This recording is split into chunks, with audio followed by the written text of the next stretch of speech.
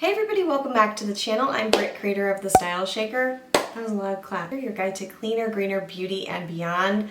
I try products out for you and share my honest reviews so you have a better idea of what to buy and more importantly, what not to buy. Today I'm back with my everyday spring combos using cleaner beauty shadows.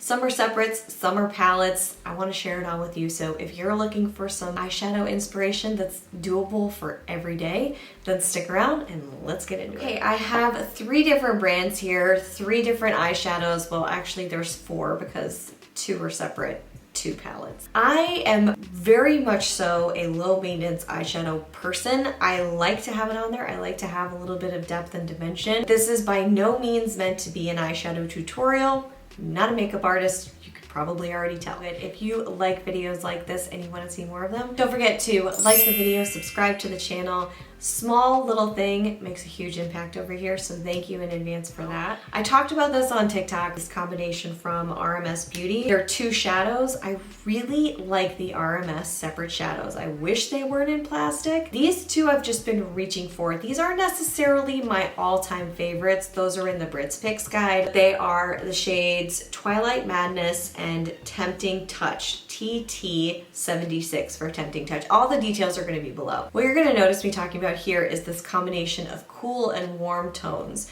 So they kind of mesh together to get a neutral vibe here. I love the Enchanted Moonlight. I've had it for a while. I use it all the time. If I put something on and it's too warm, I use this to cool it down because it's not a glittery, silvery, in-your-face kind of color. It just sort of tones it down and cools it down. I'll use the warmer shade first in the crease, and then I will use the metallic shade on top of that. It's not very shiny or shimmery, by the way, because I personally don't like that. It kind of buffs it out and it looks like I knew what I was doing, but I technically didn't know what I was doing. I'm going to talk about the brushes in a second, don't worry. The next, this is one that I actually had to stop myself from using all the time because it was a lot of purple, and I get into purple. If you haven't noticed, my brand color, lavender, so I'm into it. The Aether Amethyst Crystal Gemstone Palette. This is an incredible company, incredible founder, all the things, so check it out. You probably already know about it. And you've probably already seen this palette. This is not new. None of this is new, fancy pantsy. This is just what I reach for. Out of a collection of, let me tell you, it's a lot. It's a little disturbing. Working my way down. Project panning. I'm project panning. You know in palettes, when you just tend to use a couple colors on repeat? That's what's happening here. So I will show you the colors that I use. I combine them. They are I always forget this. A Third Eye and Spirituality. Those are the 2 that I sort of zhuzh together, and I put them on in the crease, and I love using the Ilia brush for this. It's my favorite for this. I use it for all of these, but for some reason it just works well. It just kind of works. It's my thing. And if I really want to kind of get a little bit dark around the outer corner, or if I want to enhance the crease, I will use the shade Protection. It's this taupey color that still has a sort of amethyst to it. Marries well with the other colors on the eye, and it's just easy breezy. It always looks flattering. I don't know what it is, if it's the purples with the brown. Remember you used to get those things in CVS and it would be like, Almay would tell you what goes with what eye, and they're still out there. I just haven't. You guys will probably tell me in the comments.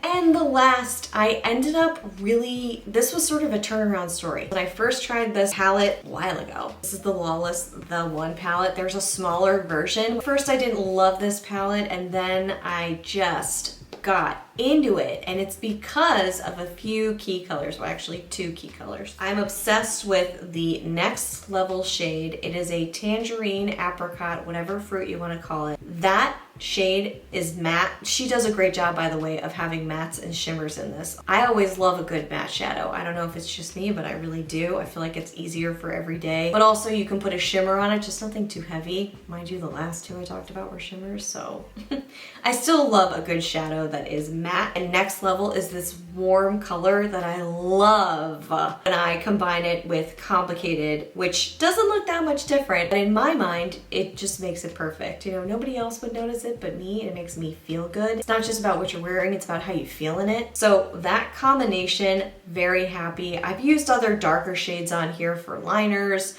I've used the light bone colors to highlight under the brow, to kind of set the makeup a little, or not set the makeup, but to create sort of an even canvas and prime. Love, love, love. I have a lot of other shadows that probably deserve honorable mention here, but I'm talking only about these 3 brands. Those are the ones I'm reaching for right now. So this will change and maybe I can do updates to this if you like this kind of a video. Let me know in the comments below if you'd like to see something like that. And now we're going to talk about brushes quickly. It doesn't necessarily need to be all of these brushes. Again, not a makeup artist. I really like this, oh no, it's rubbed off. I like the Sigma angled brush for crease. This gets in very nicely into the crease and it's densely packed, but it's not too hard. Skin over here is just so fragile. You don't want to like pull it, you know what I mean? To buff it out, I had been using MOTD, which is the Build and Blend. It's a really lovely, not too big, fluffy brush. So I was using this for a little bit more precise buffing.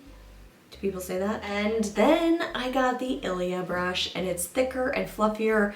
You're not going to be precise with this, but like I said earlier, sometimes I just go and it makes it look good. It just makes it look good. I don't know what the deal is. It just works, so I'm sticking with it. That's all I have for today. Thank you so much for watching. I hope you enjoyed this one. If you did, don't forget to like the video and subscribe to the channel. I'm gonna go put these away and play with some more eyeshadows, so maybe I can come up with a new roundup. We'll see. Until then, bye.